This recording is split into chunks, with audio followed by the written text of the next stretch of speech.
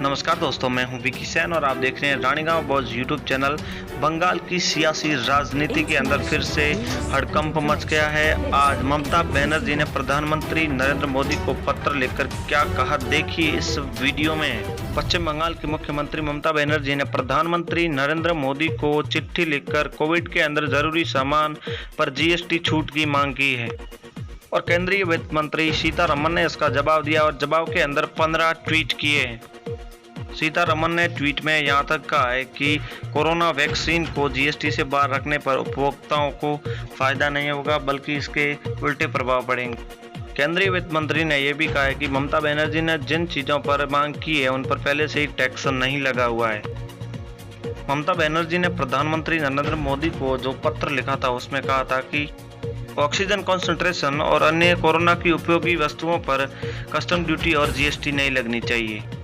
उन्होंने कहा था कि कई संगठन और कई एजेंसियां इसकी मांग कर रही है और चिट्ठी में ये भी कहा गया है कि इन एजेंसियों और संगठनों की मदद से राज्य सरकार कोरोना के रीके से लड़ पा रही है। इन चीज़ों पर टैक्स न लिया जाए, चाहे वो राज्य सरकार का जीएसटी हो या केंद्र सरकार का। ममता बनर्जी के इन पत्रों का जवाब वित्त मंत्री सीतारमण ने सहजता से दिया और ट्विटर के 15 पोस्टों के माध्यम से प्रस्तावित किया। निर्मला ने कहा कि इस साल 3 मई को वित्त मंत्रालय ने एक लिस्ट जारी की थी जिनमें इन चीज़ों का वर्णन किया गया है और इस लिस्ट में शामिल इन चीज़ों पर जीएसटी पहले से भी नहीं लगाई गई है।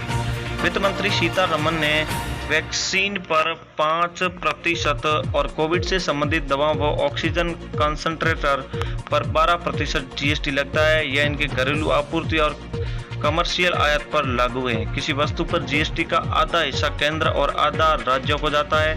केंद्रीय CGST central goods service tax का 41% राज्यों को दिया गया है। 100 रुपये के आईजीएसटी कलेक्शन पर 70.50 राज्यों को जाता है। इसमें से 50-50 रुपये केंद्र सरकार और राज्य सरकार को आईजीएसटी और एसजीएसटी के माध्यम से मिलता है। इसका मतलब यह है कि 100 रुपये के कलेक्शन पर 70.50% राज्यों को दिया जाता है। कुल मिलाकर प्राप्त कलेक्शन का 70% हिस्सा राज्यों को जाता है।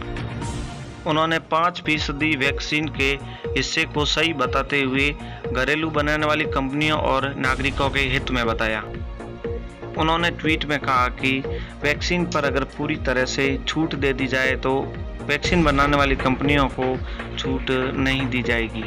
ऐसा होने पर वैक्सीन कंपनियां वैक्सीन का दाम बढ़ा देगी जिससे नागरिकों को तकलीफ और मुश्किल का सामना करना पड़ेगा। एक तरह से अगर देखा जाए तो जीएसटी का आधा प्रतिशत हिस्सा केंद्र को और आधा प्रतिशत हिस्सा राज्य को जाता है जिससे नागरिकों को भी इसमें लाभ मिल रहा है। क्योंकि जीएसटी अगर पूर्ण रूप से हटा दी गई तो वैक्सीन बनाने वाली कंपनियां रेट बढ़ा कर देगी, भाव बढ़ा कर देगी जिससे नागरिकों को खरीदने में बहुत ही मुश्किल का सामना करना पड़ सकता है। वित्त मंत्री के ट्वीटों का सामना करते हुए टीएमसी सांसद मोहिमित्रा ने भी 15 ट्वीट देकर उनका सामना किया। उन्होंने वित्त मंत्री सीतारमण से पूछा कि कोविड से लड़ने वाली हर चीज़ और हर चैन को जीएसटी से बाहर क्यों नहीं किया जा सकता। मोहित्रा ने जीएसटी पर टैक्स को नकारते हुए कहा कि सरकार जीएसटी भरकर पैसा खुद को ही वापस दे रही है। यह एक निराशाजनक तर्क है।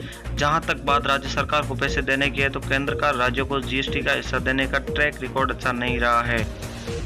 केंद्र सरकार कहती है कि 100 में से 70.50 रुपये राज्य को मिलते हैं। ऐसे में राज्य सरकार का एक बड़े हिस्से का भार उठाने को तैयार है। केंद्र को 29.50% का भार उठाने में क्या दिक्कत है। उन्होंने उल्टा जवाब देते हुए कहा कि 5% जीएसटी नागरिकों के हित में कैसे है। वैक्सीन से जुड़ी चैन जैसे कस्टम जीएसटी को फ्री कर दीजिए। आपको बता दें कि महुआ मोइत्रा राजनीति में आने से पहले लंदन में एक बैंक इन्वेस्टर के रूप में काम करती थी। लंदन में इन्होंने इकोनॉमिक और मैथ्स पर डिग्री हासिल की।